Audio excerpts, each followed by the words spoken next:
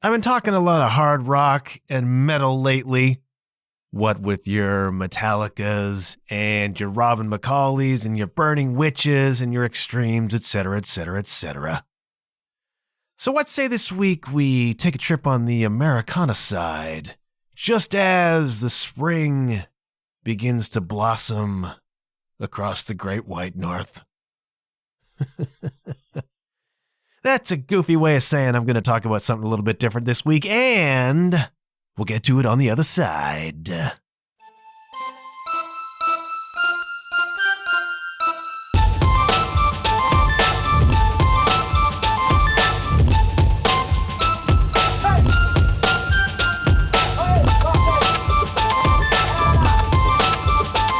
Hello, you're listening to the John Huff Podcast.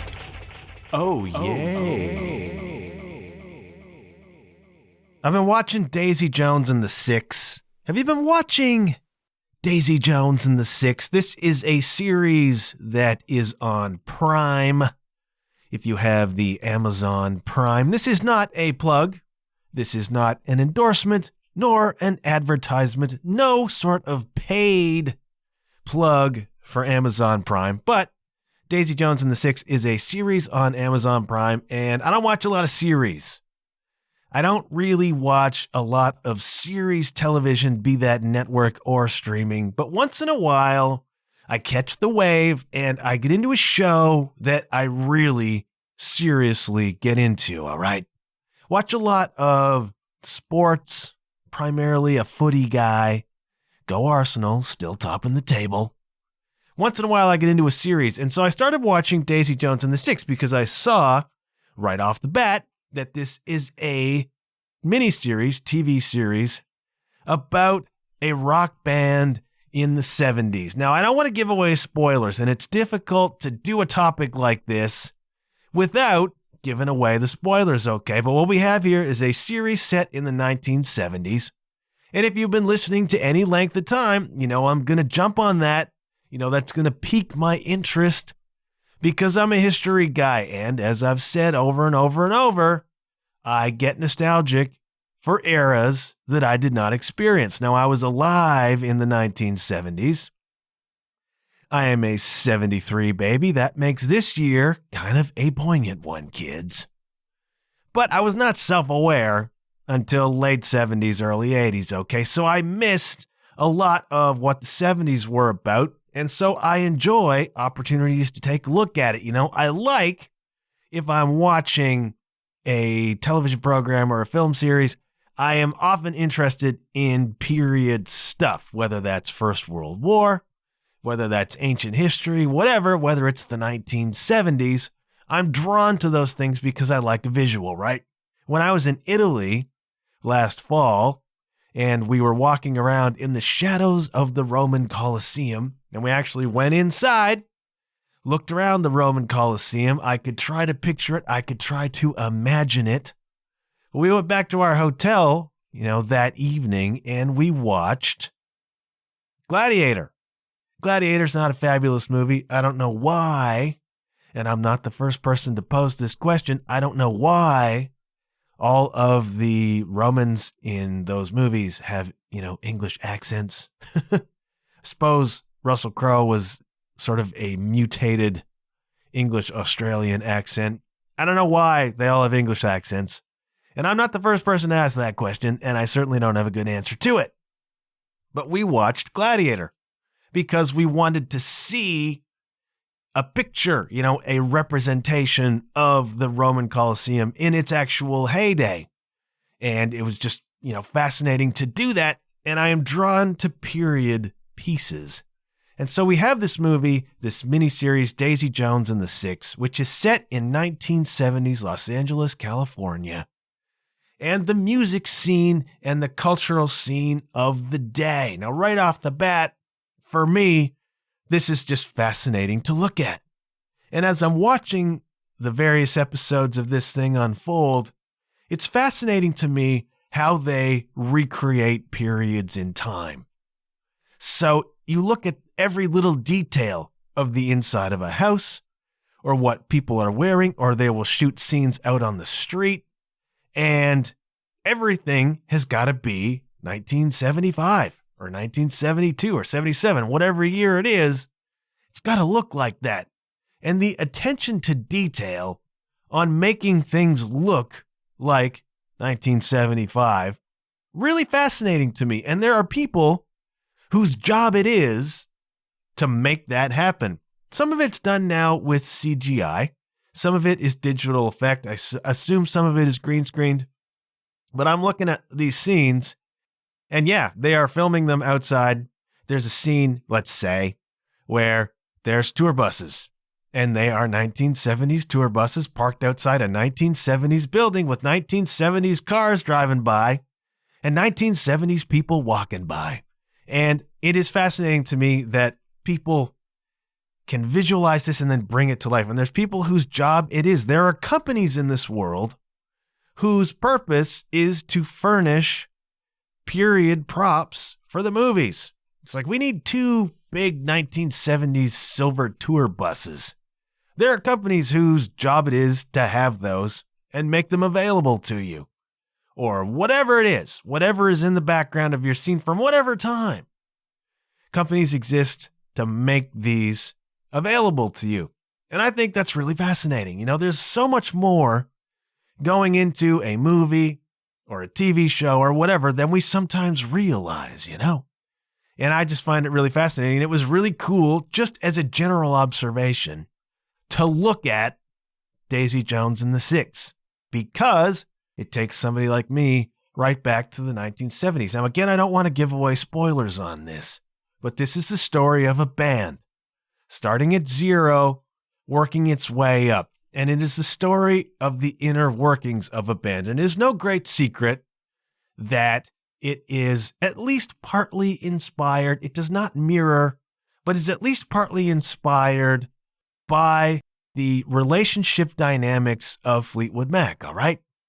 And I, as you know, am a giant Fleetwood Mac fan, all right? Love me some Fleetwood Mac. And the story of that band is in itself kind of a TV show, you know? The drugs, the relationships between the people, all of the weird stuff that went on there, and stuff that lingers, stuff that still lingers in the history of Fleetwood Mac.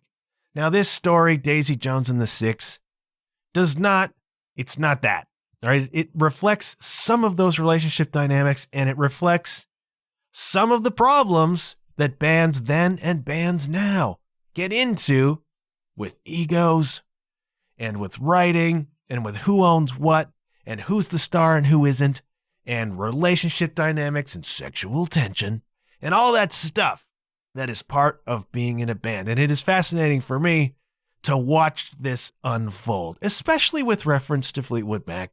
You keep that in the back of your mind, right? And it's just a really compelling series, brilliantly acted, really, really well told. And the acting, to me, the more I reflect upon it, is really incredible. I am fascinated by actors, like real actors, man. I'm not talking about people who are themselves and they appear basically as themselves in every movie. You know those actors who are the same dang character in every freaking film they do? Typecast, I suppose. And all they're doing is being them. You know, there's no nuance. There is no subtlety. There's no real acting involved. It's just, oh, here's that star in another movie where they play the lovable loser or they play the big action hero with the wisecracks, and it's the same every dang time, just a different name on it. I'm talking about real actors. And I'm referring specifically to Sam Claflin, who is the actor who plays Billy Dunn, who is the lead guy he's the lead male performer in the series, in the band, right? Sings, plays guitar, writes a lot of the songs. And so I'm watching this guy perform as Billy Dunn, and he's Billy Dunn. And I did not know this guy. I'm not a movie guy. I know he's been in stuff, The Hunger Games. He's been around. People who know movies know this cat. I don't, because I don't see a lot of movies, all right? So I've never heard of this cat, and he's doing Billy Dunn, and he's Billy Dunn. And then subsequently, I'm going on researching this episode, and I watched a couple of interviews with Sam Claflin, and he's an utterly different human being. Not just an utterly different human being, he's British. He's British, and he is playing an American from the heartland, from Pennsylvania, in this series, right? And I had no freaking idea, all right? His accent is freaking seamless. Now, it is hard enough. It is hard enough to have to learn to present as a professional musician, as an actor, and he did all of the singing. Those songs you hear and the vocals you hear are him. And Riley Keough, the female lead, is also, that's her voice singing on those songs. So A, you've got to learn to present as a professional musician. You know, your guitaring has to look authentic. Your singing has to be the real freaking deal. And then you have to be on stage in some of these performance scenes performing as a professional musician would. And it's enough that you've got to pull that off. All right. And then you've got to do all of the dramatic scenes. And there is a ton of drama in this program. Okay. Daisy Jones and the Six. It's dramatic. All right. There is a lot of stuff to be dealt with. Marriage stuff, sexual tension, drugs, substances, the whole dang thing. All the stuff that goes into being a rock star in the 70s. And this is dramatic. There's a ton of freaking conflict. And so you have to present that authentically, convincingly, compellingly, in addition to being a convincing and authentic and compelling professional musician. Now drop into that you're throwing a phony American accent on that too. So you've got to do all of this through a fake accent. Now, we've all seen North American actors try to pull off an Irish or a British or a whatever accent. Doesn't ever really convincingly work for the most part, does it? Then you watch British actors come in and do American accents, and they are freaking seamless. I don't know why that is. I've seen Australian actors do it too. Really, really amazing. And I had no idea, right? So I'm watching an interview with Sam Claflin, and I can't even see Billy Dunn. Now, the hair's a little bit different, right? And he's got a beard going in the interviews. But I'm looking at him, and I'm listening to him, and I don't see Billy Dunn anywhere. Like, if I saw him, not knowing who he was, being interviewed, I would skip right past it, having no idea that he was Billy Dunn. That is an actor. He became, from my reckoning, a different human being, a different person. Freaking stunning. What an actor, man. Incredible. And then you've got Riley Keough, who plays Daisy Jones, and you realize, oh, wait a minute, she's Lisa Marie Presley's daughter. Now, let's not get me started on whether some people have certain advantages over other people in certain fields. All right? Riley Keough, you might expect her to be able to sing her grandfather's freaking Elvis. Now, this kid had an interesting life and a weird one, okay? She grows up in this world, in two worlds, really, all right? Her mom is Lisa Marie Presley. Her dad is a musician called Danny Keough, all right? I don't know how well Danny did with the musician thing. My impression is that he spent a lot of his life not making a whole lot of money, being mostly broke, being a musician, but being, to the extent that he could, an attentive and pretty good dad. Now, he and Lisa Marie broke up, so Riley Keough spends her time with kind of broke musician dad, doing kind of broke musician dad stuff, and then the other part of her time living in freaking Graceland. Talk about two different worlds, man. It's a rags and riches story. Now, to hear her talk, she has a great deal of affection of the time spent with her dad, doing the kind of vaguely bohemian, sort of broke musician thing. And she dug on that. Doesn't hurt to be able to fall back on, Graceland. My grandfather is freaking Elvis. Weird life. And her parents break up, and then her mom marries Michael Jackson. This is a person's life. This is a kid's life. My grandfather was Elvis. My parents broke up. My mom just married Michael freaking Jackson, and now I'm on the Neverland Ranch, which apparently she recalls very affectionately. And then they break up. Oh, okay. So that's, 2 times unlucky for Ma.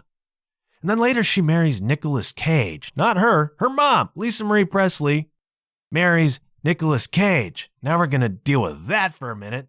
And they break up, a couple years later.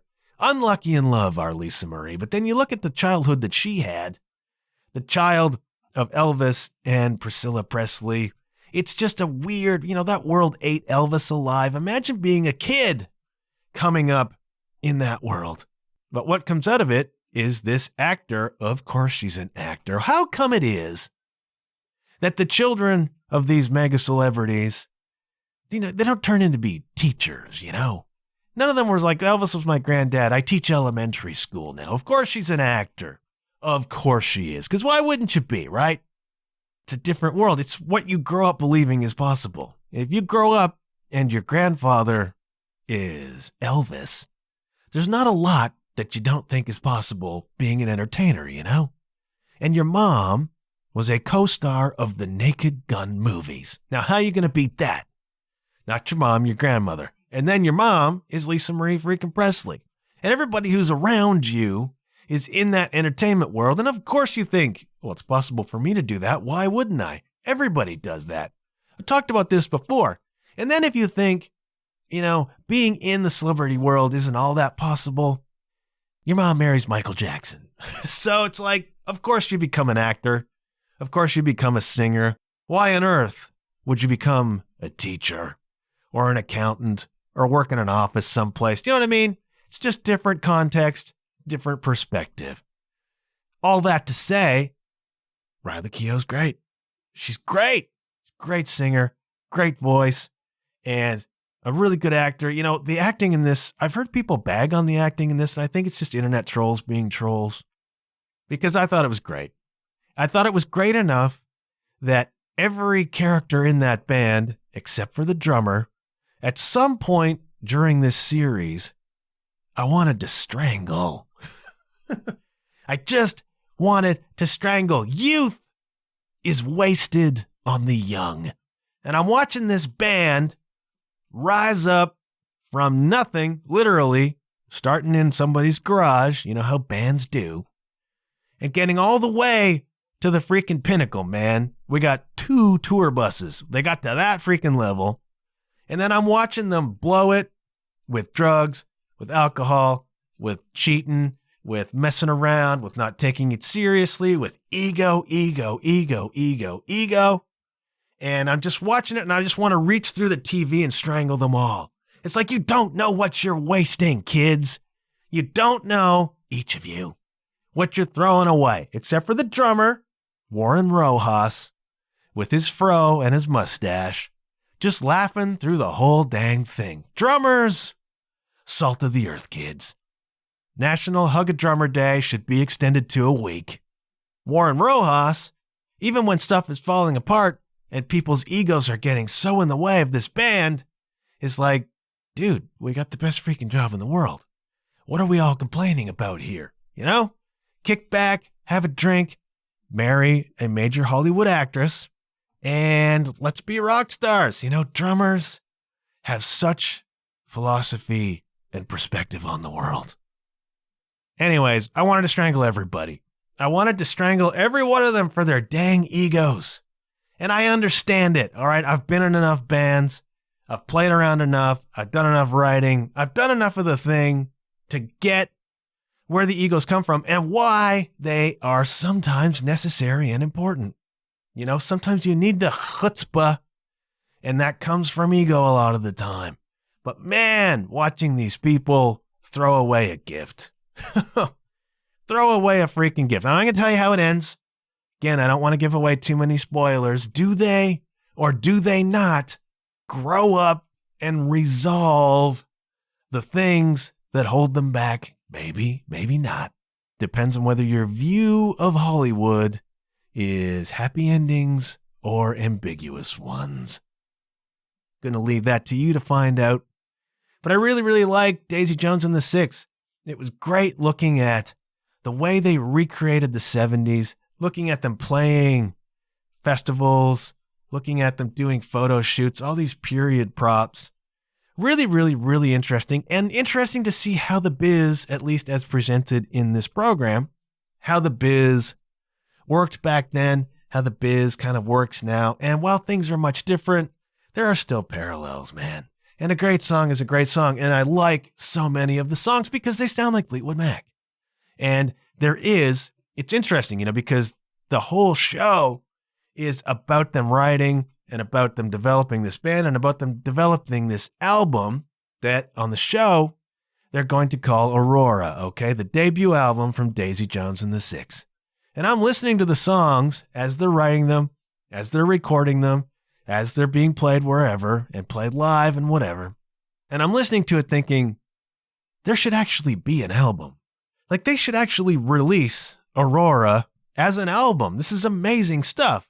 And to show you how ahead and how far behind of the times I am, there is one. They did release the album Aurora by Daisy Jones and the Six. And I thought I was being really clever. And then I went on Spotify and was like, oh, some of the songs have 5 million streams. I missed the boat on this. I'm very clever just at stuff that people have already thought of. You know what I mean? And so it's out there. And the album Aurora exists. You can go on Spotify, you can go on YouTube, wherever you listen to your music, and you can hear the album. And I don't love it. I'm going to be perfectly honest. I don't love it, all right? The highlights of the songs, which is what you kind of hear during the show or see during the show, fabulous. I don't love all of it, okay? I think some of it, though, is absolutely great. And if you're interested in checking out the record, Aurora by Daisy Jones and the Six, go listen to Let Me Down Easy. This is such a Fleetwood Mac song. There were so many writers, all right? There were a lot of writers brought in on this. Marcus Mumford, Phoebe Bridgers, Jackson Browne. Like, there were a lot of people who were involved in writing these tunes, and it shows. Like, they brought in hardcore freaking pros, but a lot of it was written by this cat called Blake Mills, who produced the music, and he played all of the instruments basically on a lot of it, drums, guitar, whatever.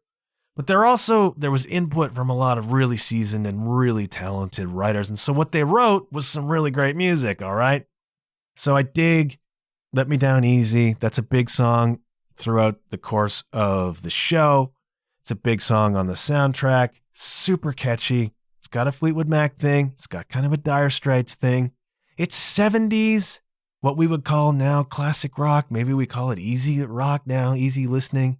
I don't know if that's yacht rock. I think Christopher Cross is yacht rock.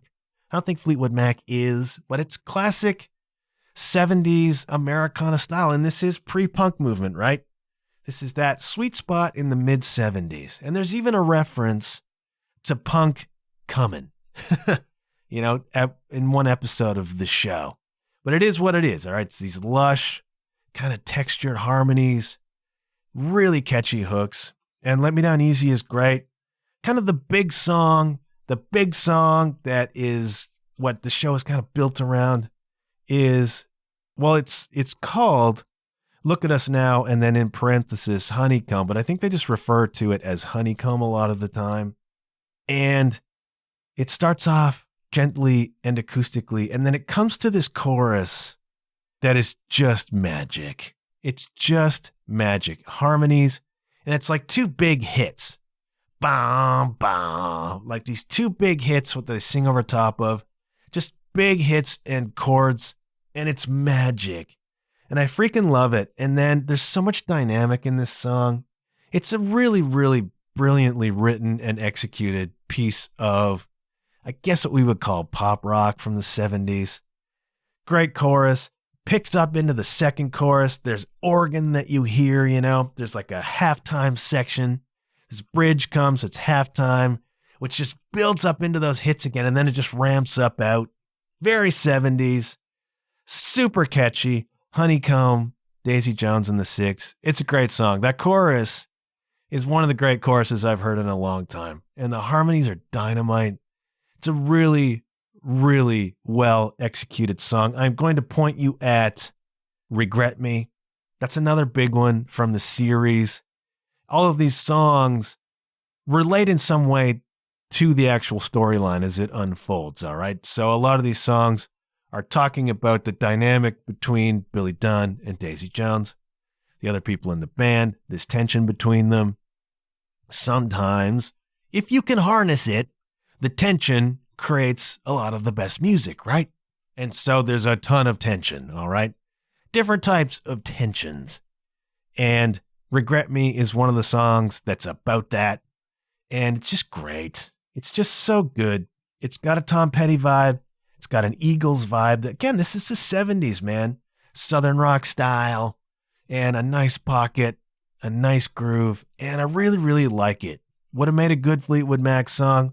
There's a gentle one called The River. Again, the choruses.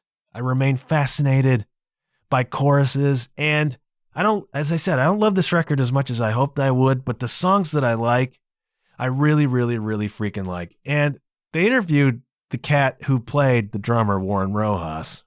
And I forget his name. Sorry. That dude spent like a year in his basement learning to play the drums. I think he had some experience as a drummer. Was not up to snuff. He spent a year in his basement playing the drums so that he could look convincing. So he could look convincing on screen, and he does. And you know, when they're playing the songs and we see them rehearsing, playing live, playing in the studio, he's playing the parts. You can see the sticks moving. He's playing traditional grip. That's a very 70s thing to do. And that's, for those of you who are uninitiated, that's when you see the left hand turned upside down and the stick in it, military style. That's a jazz thing. That's very much a 60s, 50s, 70s thing. He's doing that. And I saw him interviewed and he's like, yeah, let's tour it. We can do this. I'm ready to play those songs right now. And we know that Sam Claflin and Riley Keough actually sang the parts. And to watch them do this live, just on screen, in front of an audience, it's just really top-notch. The way that they learned to be performers, the way that they learned to look wasted. Maybe they were, I don't know. Really impressive. I think this is a cool series. And if you are at all interested in the music scene of the 70s, if you are at all interested in just band dynamics or simply a story about, the little engine that could, and a lot of drama and a lot of people you want to strangle, but you kind of root for. It's really, really good. I liked Daisy Jones and the Six, and I really like the soundtrack, and I'm going to put some of it on the John Huff podcast referenced on the podcast playlist. The 2023 version, which is beginning finally to grow into a chunk of listening. A lot of variety on there, as with all of the podcast playlists that we've done, because we talk about a lot of different stuff. And I think that is the hallmark of the program, right? Daisy Jones and the Six, if you have not watched it, go check it out. I think it's really, really good. I think it's fun. I think it's frustrating and dramatic. And in the end, tears in my eyes. Gotta be honest, kids. I know I come off as being a cold fish. I know that you would think I have such masterful control of my emotions. I don't. Stuff gets to me, a sappy commercial, a song on the radio, and Daisy Jones and the Six got me in the end. I'm not going to give away any more than that. I think it's worth watching. Go check it out if you haven't. And check out the soundtrack, or at least what I'm going to put on my playlist, because if you dig that 70s style, that classic rock style, if you dig Fleetwood Mac or the Eagles or Petty or whatever, really, really good stuff, really, really well written, and I think it's really cool. You know what else is cool before we get to my next album recommendation of the week? I think it's really cool that Patreon exists. This is the Patreon plug. Yes, there is a Patreon page for this podcast. It is patreon.com/JohnHuffPodcast. And I have one membership tier. It is a simple $5 a month to sign up to support the program on Patreon if you enjoy what I'm doing. If you are educated, if you are inspired, if you are entertained, if you simply enjoy hearing a friendly voice on the airwaves once a week, if you're into the positivity, if you like hearing about new music, you enjoy the program, please consider supporting via Patreon. I do not want to run ads on this show. I have said before and will say again that I think ads are really intrusive on podcasts. I hate pulling up a show to listen and I got to sit through 5 minutes of commercials, and then there's 5 minutes of broadcast and then 2 more minutes of commercials. Sick about hearing of underwear and whatever else, all of the usual stuff. And it's okay, man. You got to build your business. I get it. I don't like ads on podcasts. They bug me. I don't want to do that here. I don't want to do ad reads. And so I have gone the Patreon route. All it is you saying to me, look, Jack, I appreciate what you're doing. I get something from this program. I want to support you. You can think of it as tipping me $1.25 for every episode I do. It is merely $5 a month. Patreon.com/John Huff Podcast warms my cockles. Helps me grow the show, man. Helps me keep it going. I appreciate so much the people who have signed up so far. Please, if you are a regular listener, consider $5 a month. Just a little tip of the hat to your boy over here, and I do appreciate it. Don't want to do that? That's cool. Can't do that? That's cool too. The show will remain free and accessible where you enjoy fine podcasts. You can help me by sharing these episodes, telling your friends. Word of mouth is still the best advertising. All right. You can find me on Instagram, John Huff Podcast. You can find me on Facebook at John Huff Podcast. You can find me on TikTok at John Huff Podcast. Share the episodes. Tell your friends. If you have not signed up to my socials, then please do so. Put updates there, etc., etc., etc. Tell you just a little bit about what I'm doing. I do appreciate that. Again, patreon.com/John Huff Podcast. If you're interested in merch, if your thing is, I will support via t-shirt, john-huff.com/shop, where I have many t-shirt designs done by myself and some of my friends. You can get a mug there with the OG logo, with the current logo. All right, merch, john-huff.com/shop, patreon.com/John Huff Podcast. And if none of that works for you, then please do just tell a friend. Anybody you think might enjoy what we're doing here might want to be part of the community. Thank you so much. I very much appreciate it. Now I'm going to tip you off to kind of a modern Daisy Jones and the Six in a musical sense.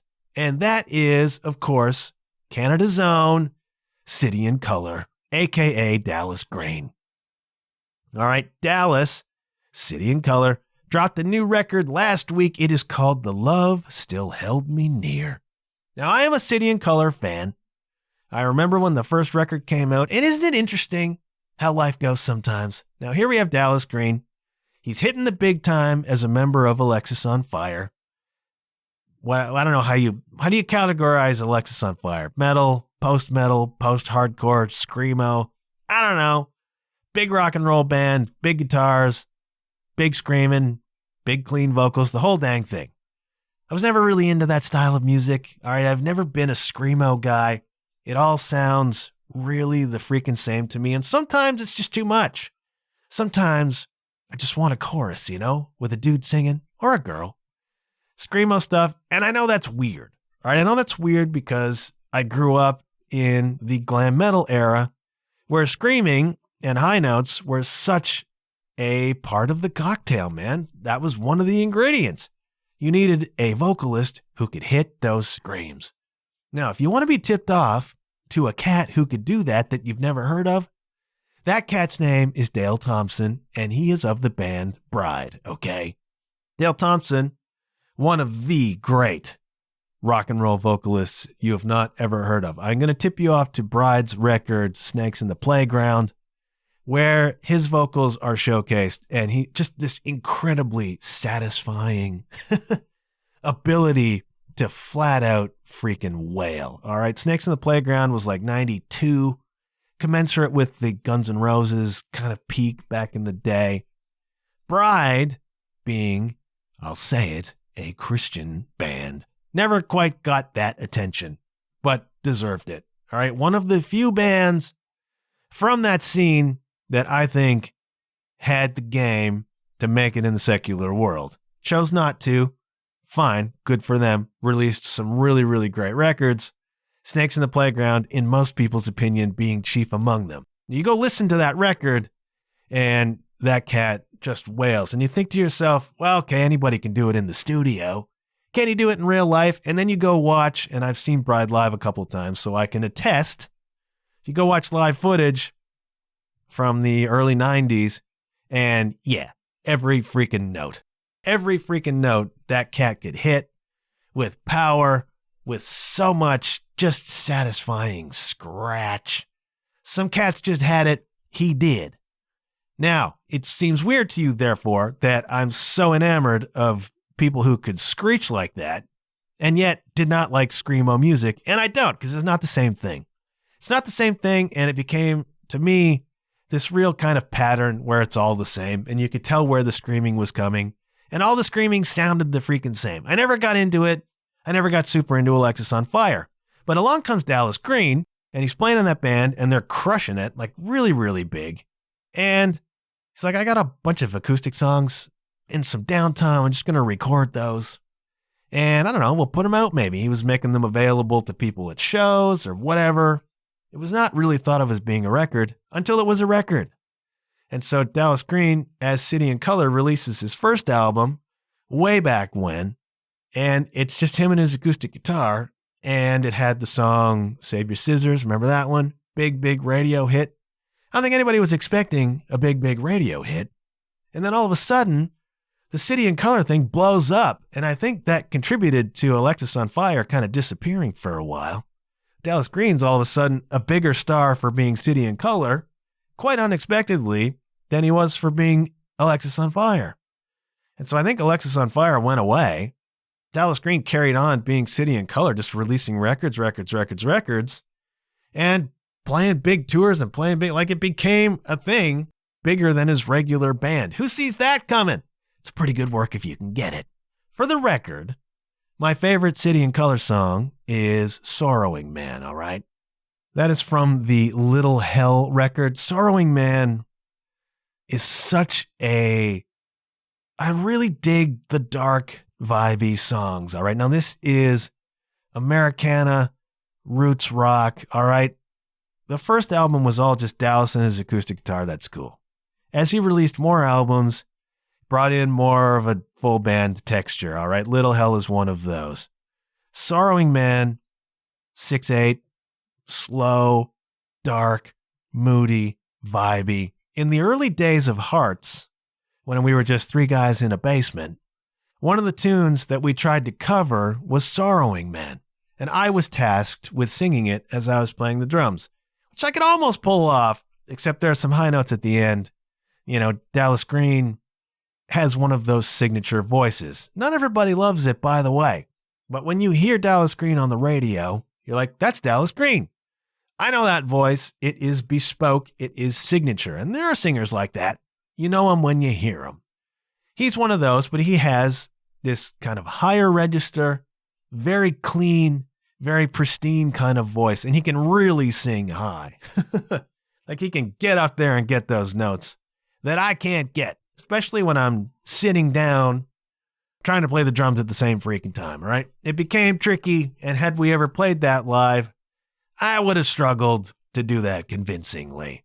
But I love the song Sorrowing Man because Dallas Green has this ability to build dynamics into a song. Sorrowing Man starts very quiet and moody. The band is in, but they're playing kind of a muted style, right? By the end, the drummer's hitting the crash cymbals. You know what I mean? Like he's just wailing at the end.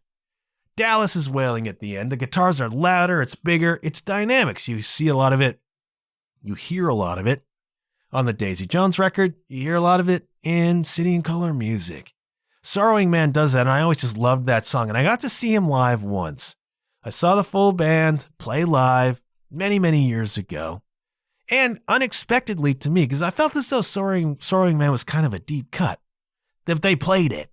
They played it, and it was transcendent. It was one of the great concert moments of my life when City and Color played Sorrowing Man, and they just built that up. And there's video of this online. There is video of this specific performance online, all right? Might throw it up on the Facebook page, I don't know, if it still exists, all right? There used to be somebody shot from the audience, all right? So it was at a point in time when smartphones were good enough to pull that off. There's some distortion, all right? Smartphone speakers are incredible, especially now, the mics and speakers. Back then, maybe not so much. And the problem with this video is not so much that, it's all the people around the video singing out of tune, singing off key. It's like, stop that. You can't sing. Stop it. We can't hear Dallas. So it sounds like Dallas is off key. He's not. It's the people around the freaking phone. And that's any kind of fan cam shot from the middle of the freaking crowd. But it was amazing. Like, I rarely say that. I rarely say I was at a show and something was amazing. But it was. It was perfectly delivered. So powerful. So big. The way they built it up. The vibe. The way they can pull back in the verses. And eventually ramp things up. Really, really freaking fabulous. And that's Sorrowing Man. Now, there's been several City and Color records, like 5 or 6 of them. And I've lost touch. All right, I can't keep up with everything. Really liked Little Hell. I still play along with that frequently. And then, now that we're back doing the show and focusing more on music these days, I'm always listening to the new stuff, right? Along comes a record by City and Color. Better check it out. And you know what? I really freaking dig it. I would not be talking about it if I didn't really freaking dig it, okay? This record is a City and Color record, all right? We're not breaking new ground here, and you know what? That's just fine. I said the same thing, I think, about Robin McCauley's record. Not breaking a lot of new ground, but it's fine, because we love the ground you're on, man. City and Color, again, these songs are anguished, they are vibey, they are moody. You know, this cat specializes in remorseful, kind of wistful songs. Now, he says himself of the new record that there is an element of that, but he feels a sense of hope in it. He senses a feeling of movement, I guess, in it, and hope that is rare in his previous work. The album is called The Love Still Held Me Near, and he was writing it during the pandemic. Now, there's a couple of elements that are important here. Dallas Green's good friend, Carl Horse Barham, was killed in 2019 in a diving accident of some sort. I do not know the details of that, but a very, very, very close friend died. I think maybe there were some relationship problems. And then the pandemic hit. And like a lot of musicians, Dallas Green sat there with tours canceled, you know, kind of drifting through 2020, thinking, it's over. Everything I have worked for, everything I have been, everything that is my identity, everything that is my life is gone. And I talked to a lot of musicians, and I felt it to a certain extent myself, and still feel it, by the way, to a certain extent, that it's just gone. You know, that world that we were trying so hard to navigate, and people at Dallas Green's level were navigating successfully, beyond successfully, it's suddenly gone. And what is the point anymore? And I've talked with musicians recently where that question has come to the fore. What is the point? What is the point of pouring yourself into the music? What is the point of being out half the night playing gigs if this world is over, you know? I felt that. I think during 2020 and 2021, a lot of musicians left the game, man. Not just musicians, but people who work in the industry, because there was no industry. And a lot of musicians felt like it was over. And there came an incredible sense of loss and sadness and depression from that. It's like, this is the world I was living in. This is the world I knew. This is what I was doing. And these were the goals. And this is why. And it's all gone. And what do we freaking do now? And I think a lot of musicians have not recovered from that. Some of them went off and started doing other things, you know? And now touring, I've been through this. I don't need to go through it again. Touring is really hard now, really expensive now. It is hard to maintain. Streaming pays nothing, right? And where does the money come from? And now the venues want half of your freaking merch. It's like, it's not viable in so many cases anymore. We hadn't even come to that yet. As Dallas Green is writing this album, it's just the loss of his friend. It's just the loss of, in a certain sense, his life and identity. Now, if you're Dallas Green, what you can do eventually, if it comes around, is begin to express these feelings through songs. And he did that, and the result is this record, The Love Still Held Me Near. And as soon as I started listening to it, as I have with other City and Color albums, the first thing that comes to my mind is, I need this gig. As a drummer, this is so my wheelhouse, man. These tempos, some people can play really, really fast, or some people can play really, really heavy. And if you're at the top of the game, you can do all of that stuff. My game as a drummer is emotion. My game is dynamics and texture. And when you listen to a record like this, which expresses so much loss, which expresses so much melancholy, which expresses heavy emotions, as a drummer, that's what I twig to, and that's what I like to play. I play with a lot of singer-songwriters because that's what they do. The emotion comes through, right? I value simplicity as a player, and it's all over this record, man. Drummer is Leon Power. Fabulous. I listened to this record a couple times through, and I immediately messaged our old friend Jordan Gauthier of YC Drum Company, a past guest on this program, because Jordan Gauthier was the drum tech on this recording. And he went to Australia, I think, with City and Color teching for them live too, right? I'm like, dude, if Dallas ever finds himself needing a drummer, please give him my name. Because this is my wheelhouse. There's a lot of 6/8 stuff. There's a lot of slow stuff, a lot of stuff that builds, a lot of stuff that requires the musicians to simply play with the dynamics, ramp up when necessary, pull back when necessary, create that dynamic texture and vibe. And it's all over this record. I love the first song. It's called Meant to Be.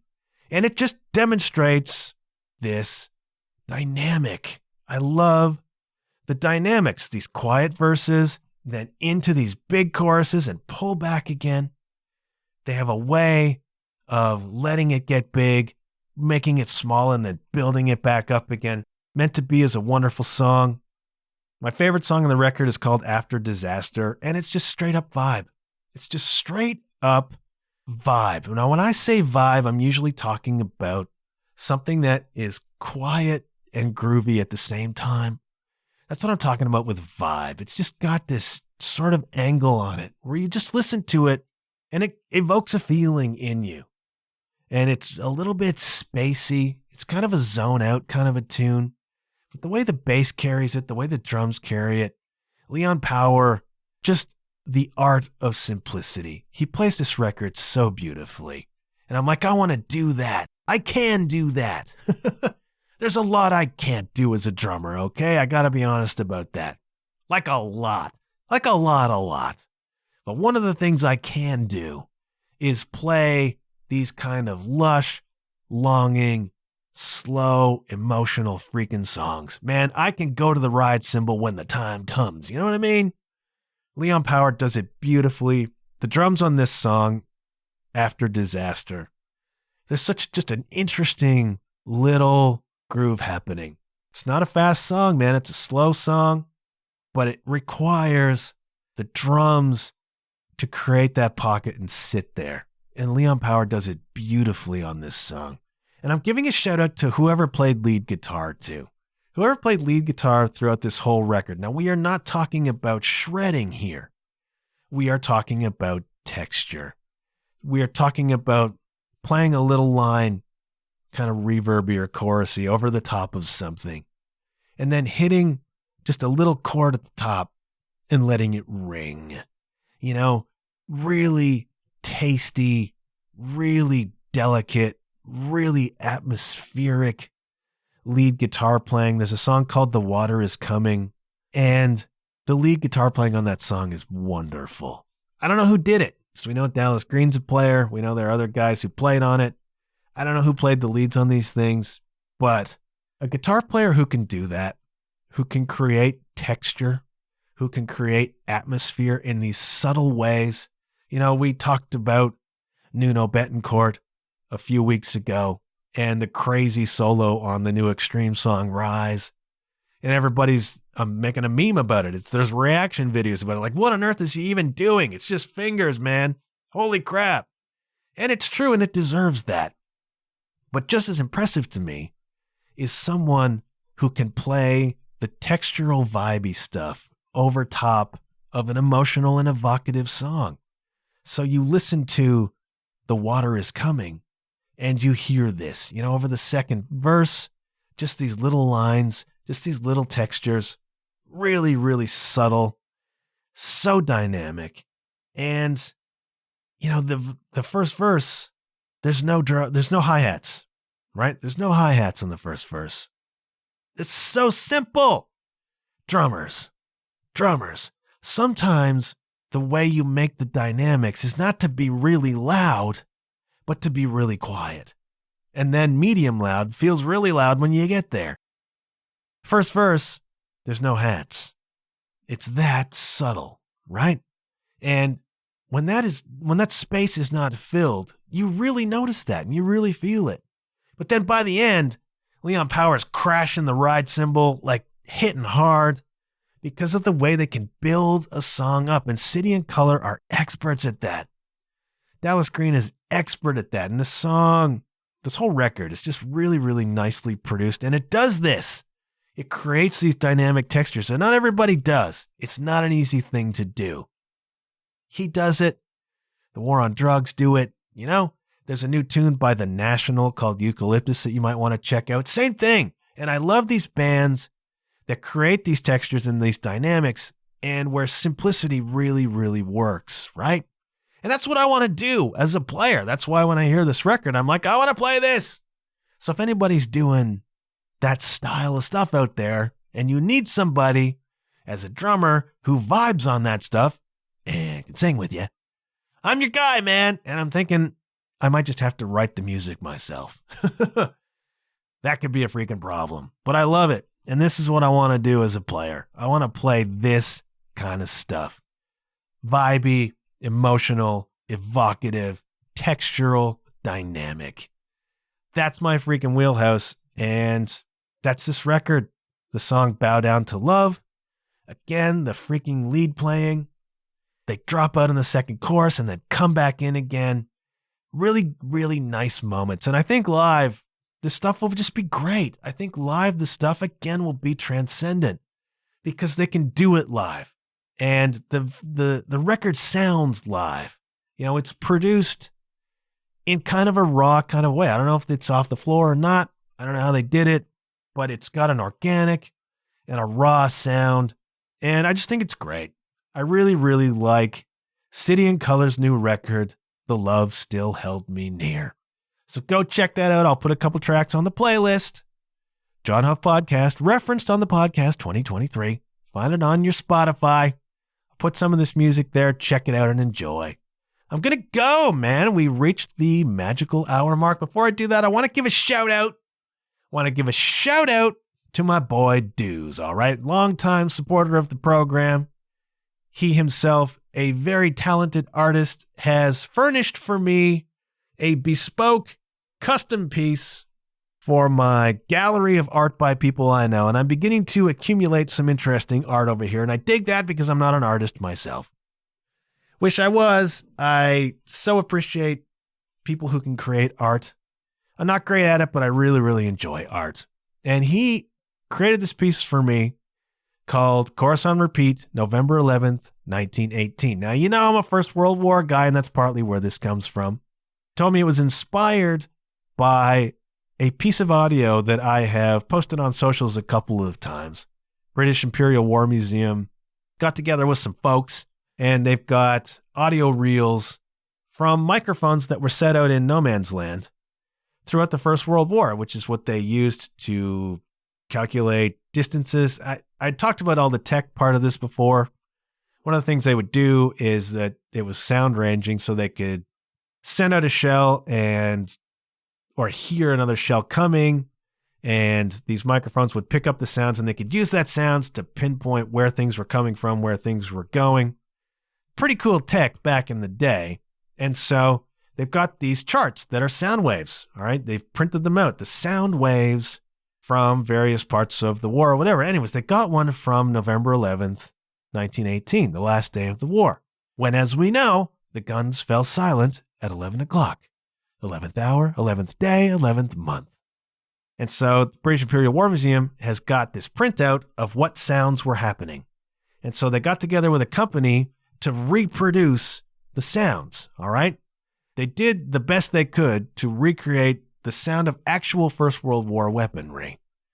And it is chilling, absolutely chilling to listen to this absolute maelstrom happening right up until the stroke of 11. And you can see the timeline on the audio wave as it's going by. And that's what they did, kids. They fought right up to the last freaking second. Literally, people died a minute before it was over, or were wounded a minute before it was over and died 10 minutes later. You know, this happened. People died on the last freaking day. People died at the last minute, and that's a tragedy. That whole freaking war was a tragedy. Unnecessary. And we still live with its legacy 100 years later. Don't get me started. So Dudes was affected by that piece of audio, and so he created this piece of art for me that was inspired by that. And he does a lot of abstract, right? Abstract is his thing. A lot of colors. So this thing, I've put up pictures on Facebook and Instagram. You've seen it probably or can. A lot of grays, a lot of reds and blacks, and it's just a chaos. And the red is really profound because the red is poppies, the red is blood, the red is danger, the red is anger. And that's the war, man. And so it almost looks like flowers and just bits of color, red, black, gray, and it's a chaos. And that is the sound. That is the sound you hear on that audio. Just the chaos of shells and gunfire, just the explosions. Horrendous. But then when the audio stops, after a few seconds, you begin to hear birds singing. Because life and nature were existing. Somehow, birds were hanging around. You know, the larks still bravely singing fly, as John McCrae wrote in Flanders Fields. And so you hear the birds at the end, and it's this weird transition from chaos to peace, man. And so on this piece of art, you have all these colors, splotches, chaos, but kind of on top of them, rising out of them, is the bird. And it's a wonderful representation of that moment, November 11th, 1918, when the guns fell silent and the birds began to sing again. It's a really lovely piece of art. I really like it. Thank you, Deuce, so much for doing that and sending it to me.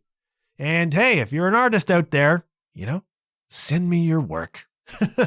Because I want to create a large gallery of work by people I know. Because my friends are that freaking talented, man. Not just musicians, not just writers, but visual artists too. Thank you so much for that. And thank you, gentle listener, for tuning in yet again this week.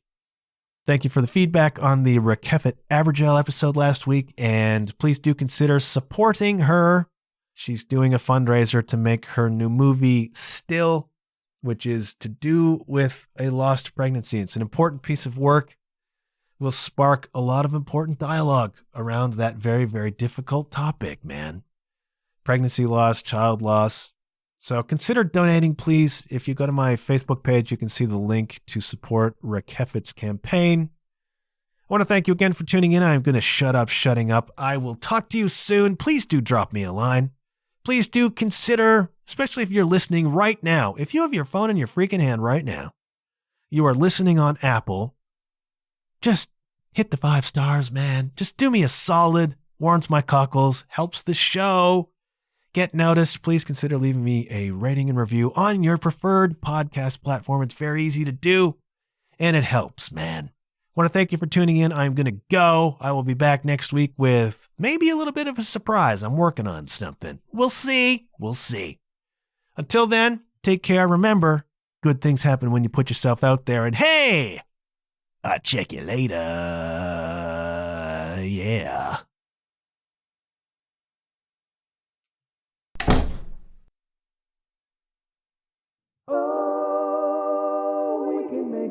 good thing bad.